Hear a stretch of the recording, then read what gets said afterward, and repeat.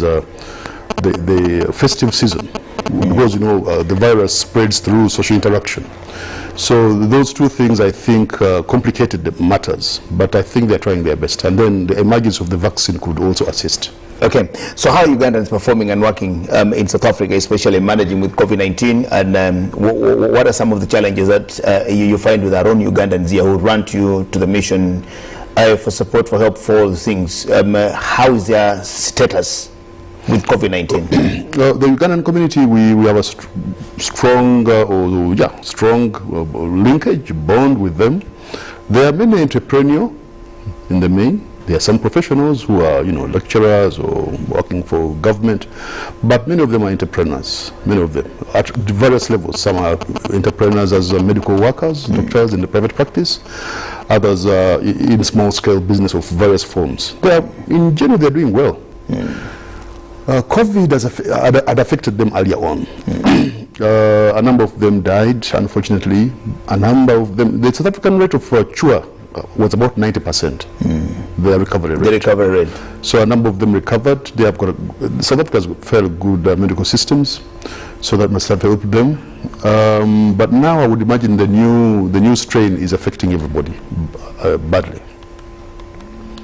The new strain in terms of infection and all that. So people have to be very careful.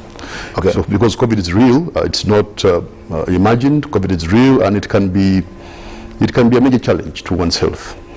We just concluded our presidential elections last week on Thursday, and the declaration was made on Saturday after 48 hours that President Yoweri Kaguta Museveni, the incumbent and also chairman of the National Resistance Movement, had won this election by a margin, a percentage of 58%. Of course, that's a majority vote.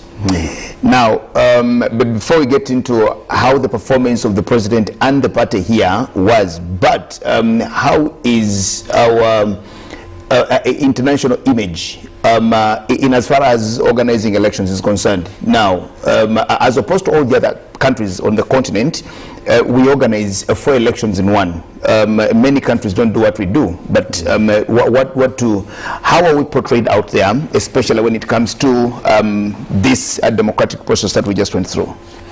Well, 58% is a landslide by all standards, because well, number 2 was 34. That's quite a big margin. I think, generally speaking, the elections had challenges, but they were, as somebody who was around, they were conducted peacefully and in a smooth manner on the election day.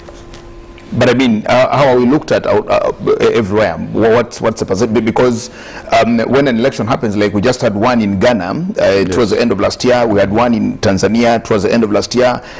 Still towards the end of last year, we had one in Burkina Faso, where Mark Roch Kabore won. We had one in... We also look at them and assess and analyze and also possibly find issues here and there to learn from, to criticize, to analyze. What is Uganda's what is the perception of those others about our democratic processes in Uganda? The democratic process, I think, is viewed positively. The elections themselves, as I've said, had challenges. The main challenge, I think, was the issue of COVID, the issue that you first mentioned when you were introducing me to discuss the situation in South Africa. So I think the COVID situation complicated the elections, and the COVID regulations and people's complying and non-compliance to them. I think that caused problems. But by and large, I think the elections, in terms of the election day, they have a positive image emerged. Is a democracy good, multi-party democracy, for example, where you now have, from the last election that we had, when you look at Uganda's map, it's all colored yellow and red somewhere. And now you just look at the yellow as though it's actually even going to overtake the red. Is that good for democracy, where you have multi-parties, you have a string of about 20, 30 political parties in the country, but you have one political party that is dominant everywhere, and it's wherever you look, the whole map of Uganda is blotted yellow. Is that good for multi-party democracy? multi-party democracy manifests itself in different forms in different societies, and this is also a result of many factors, including history, the political policies, and so forth. In Uganda, as you are saying, the Buganda region and Busoga were in the main red at the presidential level, that is, and the other areas outside that were in the main yellow. It happens. In America, for instance, you find that in America, generally speaking, the more wealthier areas, say, which are the coastal areas, say the eastern coast and also the western coast, California and so forth, California, Oregon, Washington State, they are in the main democratic, the heavily populated areas. New York, Washington, D.C., Boston, they are in the main Democratic Party. California, San Francisco, and so forth. And yet, in the same United States, what they call the Deep South, and also the Middle Belt and the Rust Belt are in the main Republican. The sparsely populated areas are in the main and rural, are in the main and poorer, are in the main Republican these days. So it does happen. It does happen. And again, the explanation has a lot to do with policy and so forth, and different parties also have different policies to address the issues or to articulate the concerns of those people. Mr. Trump, for instance, as you may have followed, was for example, he was against immigration. He was for ensuring that America comes first, so Americans be given jobs, for resuscitating some of the what they call the Rust Belt, the industries that had collapsed. And also he had other policies of deregulation, promoting free enterprise, cutting taxes, and all that, yes. Let's talk about the performances and the results of the previous election that we just went through here. There are places where NRM performed so poorly. Now, previously, in the last election of 2016, you'll notice that of all the close to 80, 90 members of parliament from the central region, about 60 of these were NRM. The numbers have drastically dropped to just 30. Now you've lost 50% of those. And then, of course, seen the opposition rise to that. What do you think explains that predominantly in an area that everybody thinks and looks at as one of those that has benefited so much from the national resistance movement regime?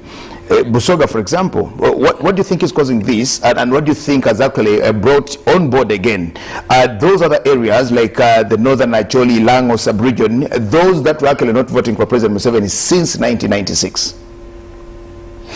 Well, thank you.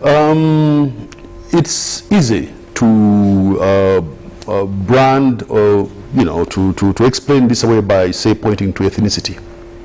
That's the easiest thing, very convenient. But I think I'm a social scientist, so I think in the social sciences we attempt to be rigorous and interrogate the facts in a rigorous manner. So I would, and then I'm a political scientist also. So that's my training. So against that background, I would rather look deeply into what could have caused this, because the NRM, as you have rightly said, was very strong in those areas that it performed poorly. Say in Busoga, the NRM, the president used to do very well, or in Uganda in general. But now the tide has changed. I think we could look at some of the policies we as NRM have been implementing. For example, a major employer of the people of East Africa, not just Uganda, is Lake Victoria, directly or indirectly. At one time when I was doing some reading, about 40 million people are employed directly or indirectly by Lake Victoria. Women who dry fish, the fishermen themselves, the people the fish vendors, and so forth. Now, some of the policies we implemented in Lake Victoria well, they were possibly positive in attempting to stop the overfishing. I think some overzealousness and the manner in which they were implemented was possibly not was excessive. And as a result, you would find that from Chotera, Kasensero area, Chere sub-county, Nangoma, Chere, up to the Busoga side, or even possibly Sanya Bugwe. That area did not vote for us. Because, and the islands themselves, Buvuma, Siguru, Kalangara, and these were very NRM strongholds. So an explanation could be the policies that affected the fishing community. So that's a major factor. Secondly, you find, for example, in the Uganda area, there is the issue of land evictions based on the Milo land tenure and all that. That again, I think, could explain the rural vote, the protest vote in the rural areas, and then the issue of service delivery in the more urbanized areas, the lack of effective service delivery, say in the Greater Kampala area. Well, I just want to understand and make sense of what you think about here, because we talk about service delivery, but when you look at the ministers, for example, those that lost, yes. They also hold very key service ministries. Both ministers of education, primary and higher education, lost out on that. And if you did a personal assessment on their personal performances, you wouldn't think, or you wouldn't say that the Honorable Dr. Jesse Miyingo actually did not perform, or the Honorable Seninde did not perform. When you look at the ministry, another service ministry, the Ministry of Trade, Trade and Industry, where you have all these circles, you have the Minister for Youth, Children, and Minister for Youth and Children Affairs. You have the Ministry for Microfinance, and the Myoga, and whatever all that is. You have a Minister for Water, Chibure here, who actually is said to have done a lot of lobbying to ensure that you have all these so many factories in Mukono and under the part of Uganda. Then quite a number of them. What is the service delivery? That actually people saying yes, there's not been service delivery, and because of that, we are punishing the NRM for not delivering the services. Well, in Greater Kampala, for instance, you might, you know, the ordinary voter needs about two things in the main. The woman who works in, say, Kasui market, or the ordinary vendor in Kampala. Most people in Kampala are in the informal sector. Now, those two things that they need and which the state has to consider strongly, which the president has emphasized, are public education and health.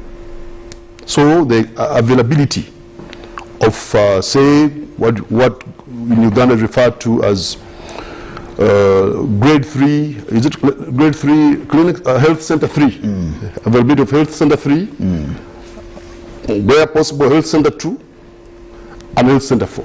I mean, that if they are available and accessible, that would lead to what they call primary health care. I mean, in terms of people not having to go to referral hospitals and all that, and health being near, because you find in these areas, say, preventable diseases are the main cause because of our socioeconomic situation. People are mainly poor and so forth. Children get sick of malaria because of, say, the Inyara, and when it rains, stagnant water. Children get dysentery, playing in, you know, because it's a slum area, much of it. So, preventable diseases. So, if you don't have enough of these, that would lead to the mother having to spend, or the family having to spend enormous resources in terms of having to sustain to look after the family. Let's take Wakiso.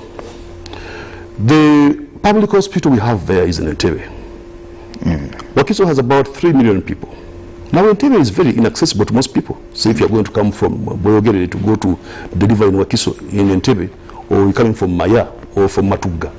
So you see that there's a challenge. But now that hospital is, again, I think, because of the challenge we have of COVID, has been, you know, allocated to the the fight against COVID. COVID response. So you find that there's a serious challenge in terms of that. So those are some of the issues that we need to address to ensure that the voter gets to support us. In 2016, when we had just gone through the election, December 2016, President Museveni had just been sworn in for the term that is ending May this year.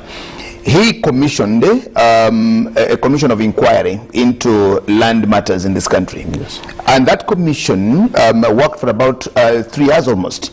And it did find a lot of things, and it also made very good recommendations. Now, when the commission of inquiry was actually starting, many Ugandans said, yes, we're happy that this commission of inquiry is actually here. It's going to help us manage and sort out many of these issues. We had President Museveni on a number of occasions talk about the commission of inquiry, praising it, thanking it, and of course waiting for these very good recommendations. Now the commission did its recommendations, submitted report, and gave it in. Many people thought that this commission of inquiry would actually be an anchorman or an anchor issue for the President Museveni to get the vote in Uganda or in the region or even across the country, because there are land problems everywhere. Yes. But of course there are more land problems in this particular area. Did this commission of inquiry just expose the system in as far as the land question is concerned? Did it work instead against the establishment in as far as land is concerned? Because today everybody who talks about NRM's loss in this particular region cites the land eviction problem, cites the land grabbing problem, and the land question, which is not getting answers. Could that commission of inquiry have worked for or against? I think the president's establishing that commission, and the president has tried in the past to fight against this issue of land eviction, shows the concern he has, shows the fact that he's aware that there's a serious challenge in terms of, say, land eviction nationally, but mainly so in Uganda due to Milo land. But the commission sat. We spent a lot of money for the commission. It did recommendations. And did you think now that everybody allows that one of NRM's problems actually was because of land and land evictions and all these things? Do you think that the recommendations from the Catherine Mamgaberere Commission will actually be now something for you to look into to solve the problem in this area of land evictions? So the commission must have done a good job. I haven't read the report myself. Must have done a good job. But even without the commission, the people in the villages knew that they had a problem.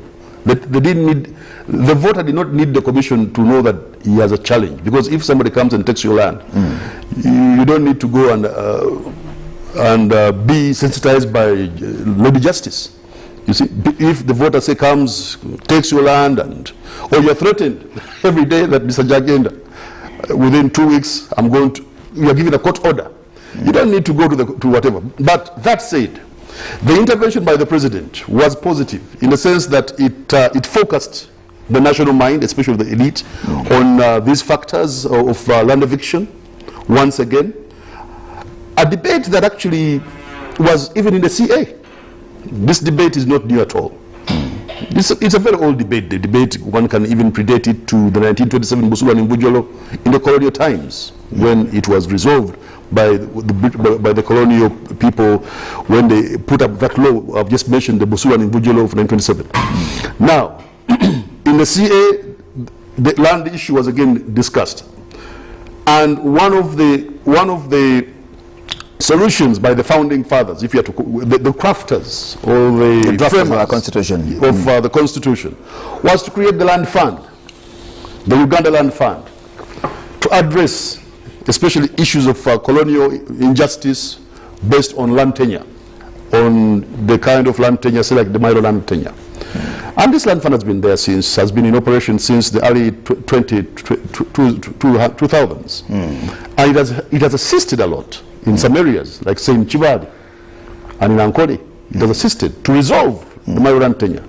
So I would imagine, although I haven't read Montgomery's report, I would imagine that she should have recommended the introduction of the Uganda Land Fund even in other areas, like say in Nakaseke or Masaka and so forth, in the central region. And if we are to resolve that contradiction, in my view, it would go a long way in addressing the grievance and also in creating favorable ground for the NRM to gain support in the rural areas of Uganda.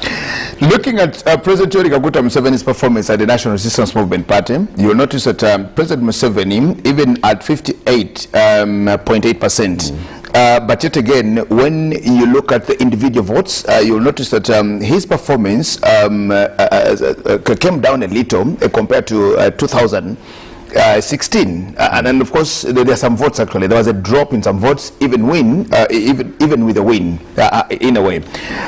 Looking at all that, now look at members of parliament, for example, where you have in metropolitan Kampala, or in this region here, where you have about 19 slots, and for the first time in history, NRM is getting 0 slots. NRM is getting 0 slots here. We've seen places where NRM has got 0. For example, in Kasese in 2016, the FDC swept everything. Woman member of parliament and all the other constituencies, NRM didn't get anything. But this is not very common of the National Resistance Movement. Number one, as a mass party, you have capacity to fill every one of the positions. True. Now, what does it mean getting 0 from an area like this particular one here, and also looking at President Museveni's numbers dropping steadily? What do you think that means to the National Resistance Movement Party that started that high? And even with the win, you're taking trophies, but with less goals, you're taking trophies with less points. You used to take maximum points, but you're now taking trophies with less points. What does that mean to you? Well, Mr. Jagenda, the starting point is, you have got a good point, but the starting point is that it was a landslide. That's important. But now that said, yes, if you interrogate the landslide, some of the issues you're pointing out are important. But there is another dimension to this. There are areas that, again, were not for the NRM. For example, Acholi and Lango, or even Teso possibly. Teso used to be UPC in the past, and Acholi and Lango used to be opposition. But now these voted solidly for the NRM. So there have been gains and there have been losses. But definitely, as for the strategies of the NRM, there is need to interrogate how come in the greater Kampala area, like in Wakiso also, we got no member of parliament. I may need to remind you that before last week, the NRM had the majority of the MPs in Wakiso. People may not notice that, but that's the fact. Of the 9 MPs, 5 were NRM. Madam Senide, the one you mentioned, Honorable Sematimba of your constituency, there is Honorable Chivili Sebunya, Honorable Sebunya, Madam Tumusim of Entebbe, and somebody else who I may have, and Minister Garabus. So, the NRM had the majority in Wakiso.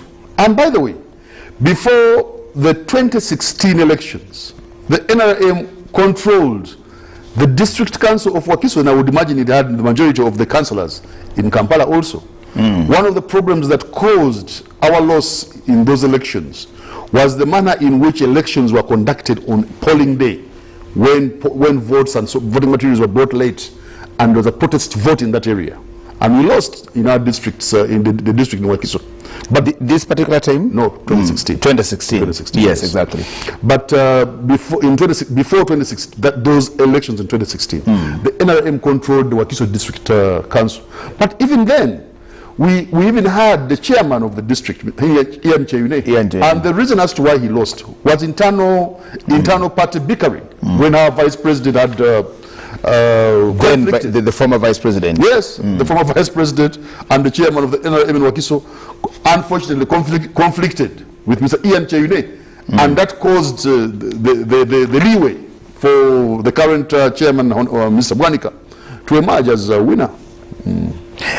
Now, you just talked about internal bickerings, which I think... I mean, in terms of the LC5, yes. Yeah, but of course, the NRM party is actually also characterized by, or it's synonymous with these kind of bitterings. And now, just looking at the election that happened a few days ago, you'll notice that when you went to the party primaries, all the people that you actually had problems or where there were problems, and then you, as a party, you either failed to choose who Fagbear was, or you decided that it should be Chintu Nyago against X, Y, or Z. Now, those who came as independents from a disputed party primary election have actually emerged winner. How do you feel about that? And what plan do you have now? Because go to Mbale, for example, where you had Lydia Wanyoto and Connie Galuango. Now, after the election, it took the party about 19 days to decide who the winner was in an election of standing behind somebody.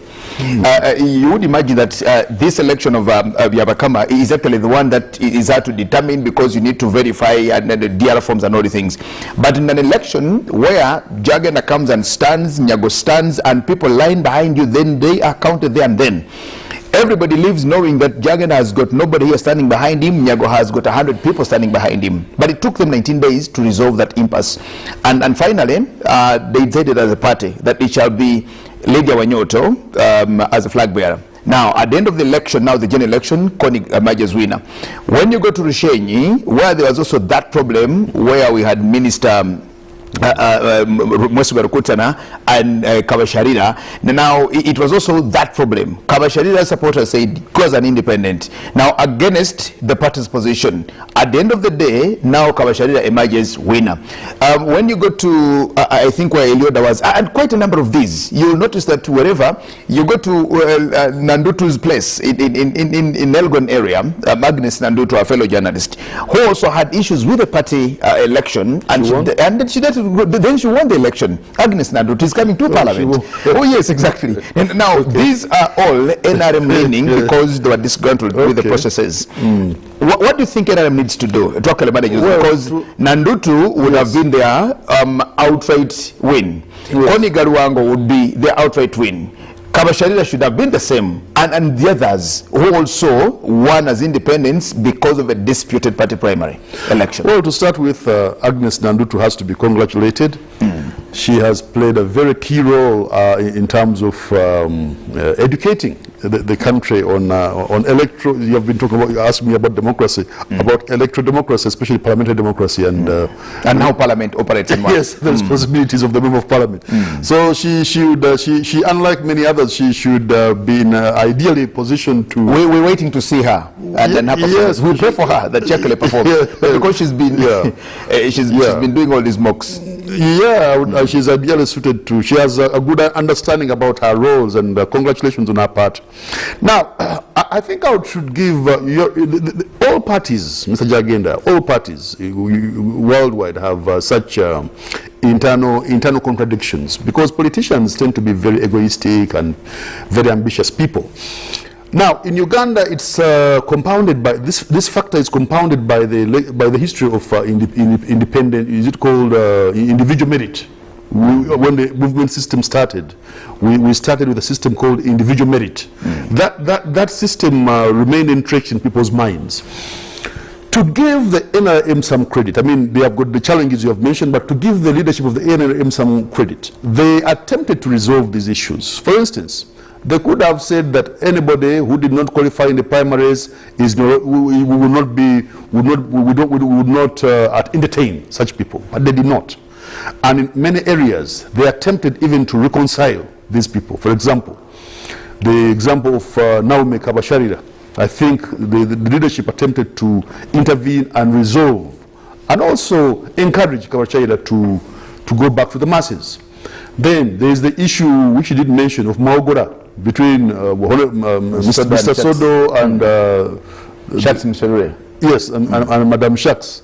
Again, the NRM, tried to, the structures of the NRM attempted to resolve the issues and did the best they could. And the NRM ended up not fielding a candidate for that particular constituency. It was a deliberate choice, I would imagine. It was. No, they were time bad. The Secretary General tried to Electoral Commission to say, well, not field a person. Fine, but I would imagine that there was because there was an impasse that they were failing to solve. Yeah, sure. I mean, but I would imagine that it was convenient for the party not to field any one of those two, because both had strong constituencies, and they actually resolved. They resolved for the sake of party unity.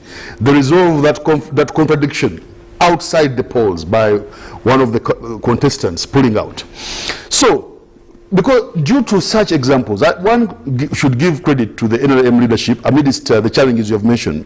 Now, let me also mention that the sweep we are talking about was actually not only against the NRM, because the sweep, like in Uganda and also in the Busoga area, the sweep that the NUP has unleashed has affected all the parties, even the opposition.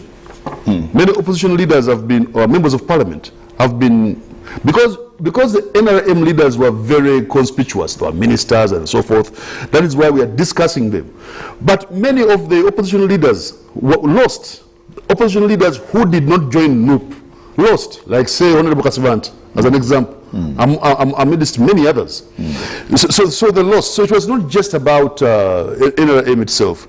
And this shows you, possibly, Mr. Jagenda, this shows you that there's a crisis within the opposition, because the FDC has lost dismally the member of parliament for Nakawa, even, and let's wait for the what? For the councillors who I think they won through a protest vote because of what I've just mentioned, what happened in 2016 when the voting materials came late. Now, but for a new party to come and emerge as the new opposition, it shows you that there is a crisis in the opposition.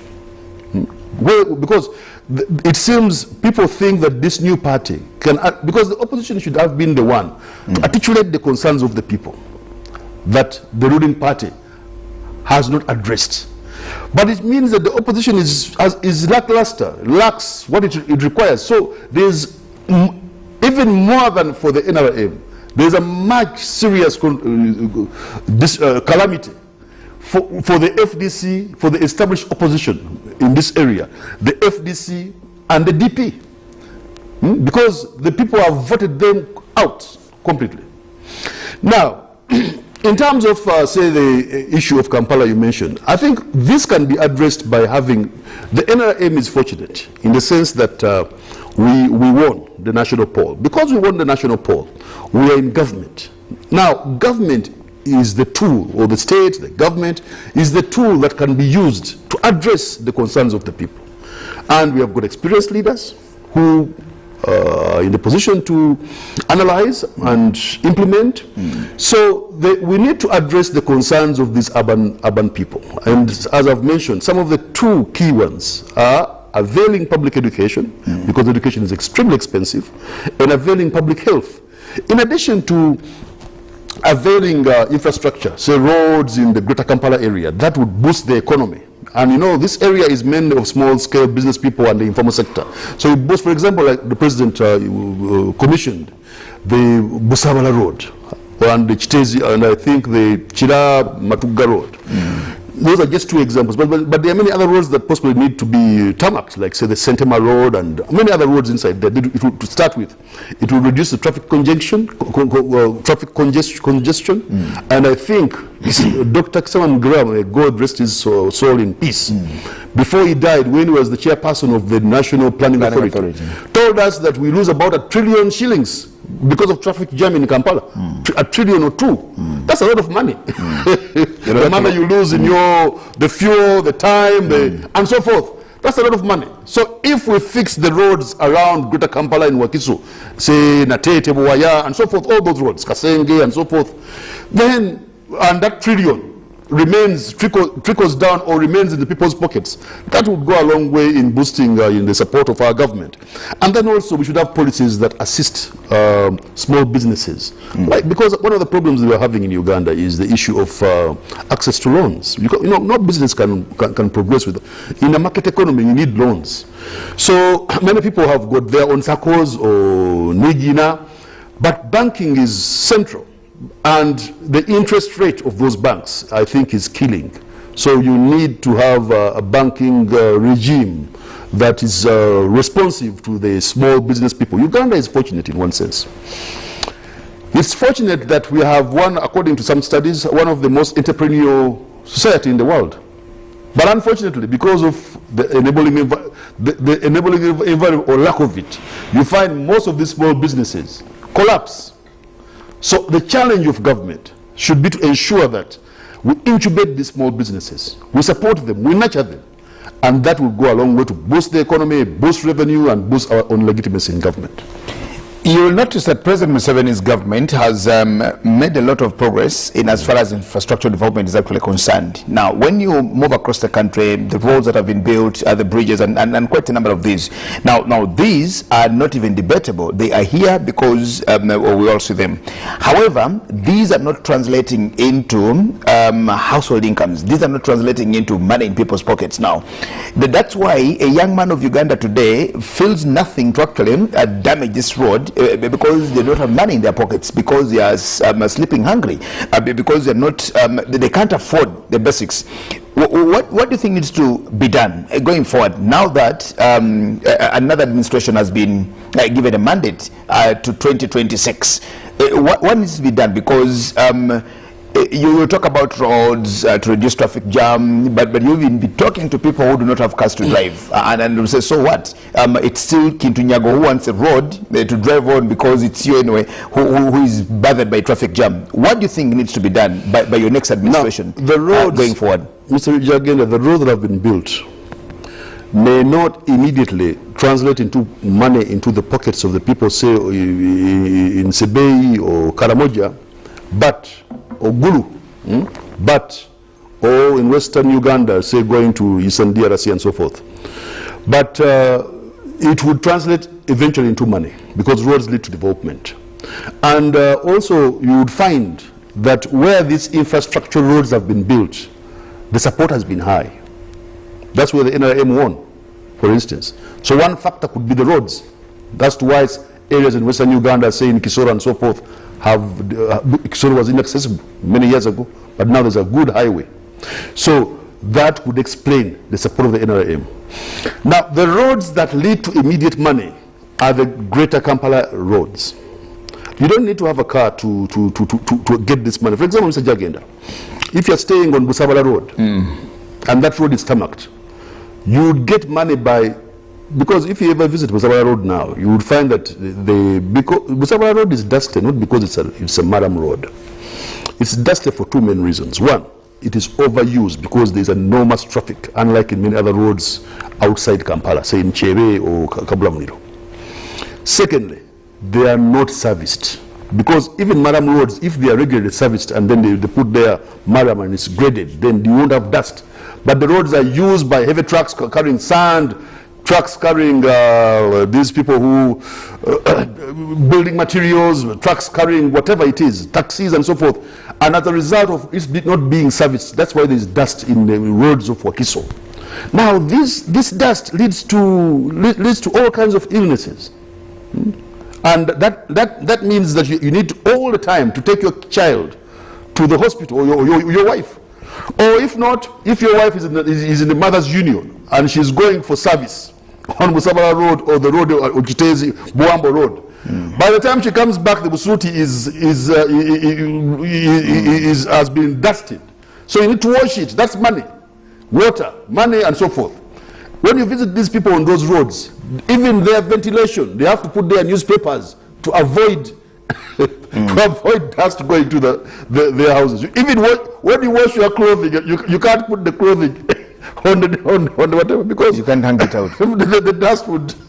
So now, if those roads in Greater Kampala, Wakiso area, and there are many of them, say in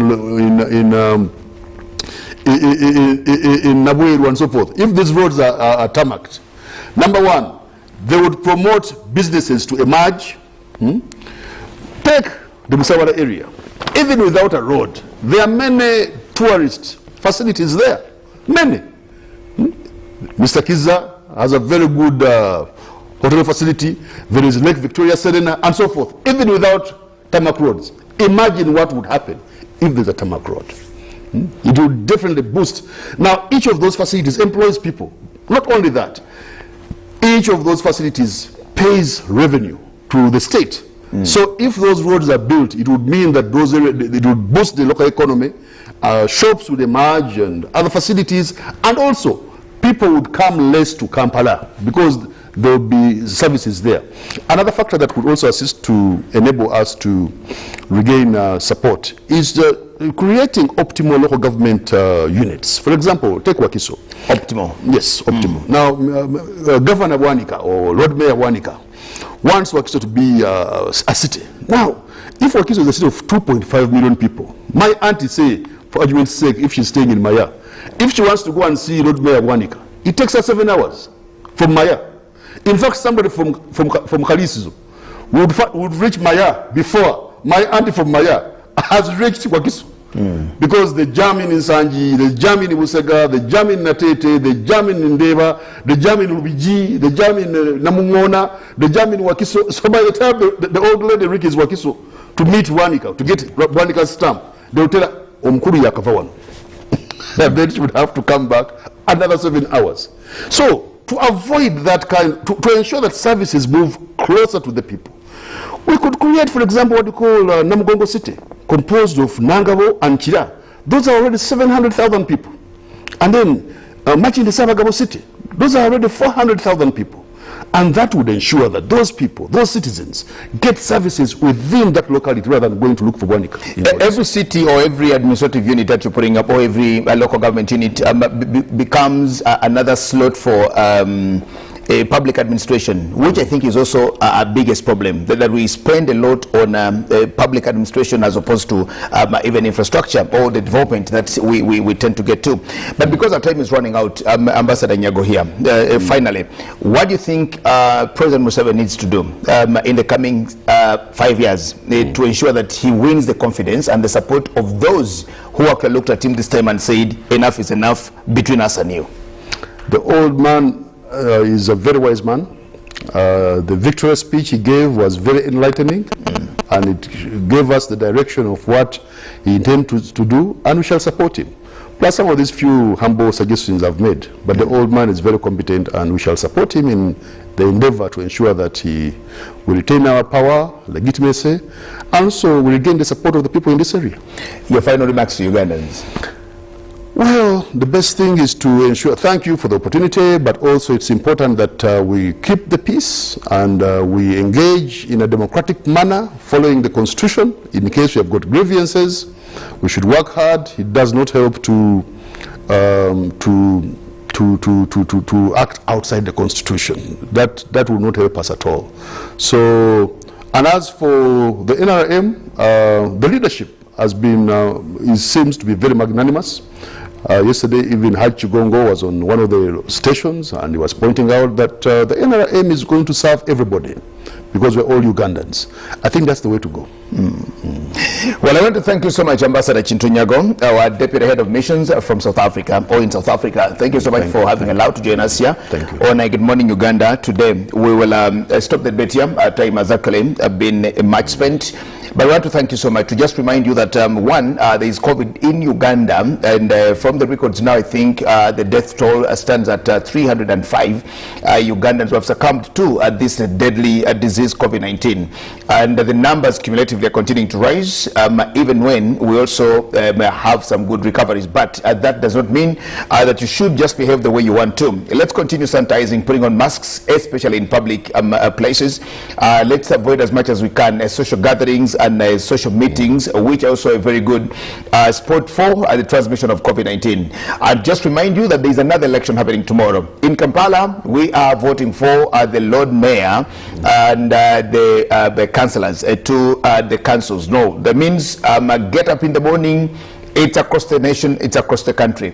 There was an election yesterday for the elder persons and the workers, members of parliament. Now that was for special interest groups, and those who elected, we want to congratulate you. Those who lost, we want to say, wait again, prepare now for the next 5 years, and pray to God that you shall be alive to again give it a try. Now tomorrow, we will be there. And on the 20th, we'll again, on the 25th, I beg your pardon, we'll again get into another election before we'll do the final one, I think, which will come on the 3rd of February. My name is Jagen Asemakola Ziksoka. I stay well, stay safe. Good morning, blessings, and bye for today. Live from UBC Studios in Kampala. This is Good Morning Uganda Extra.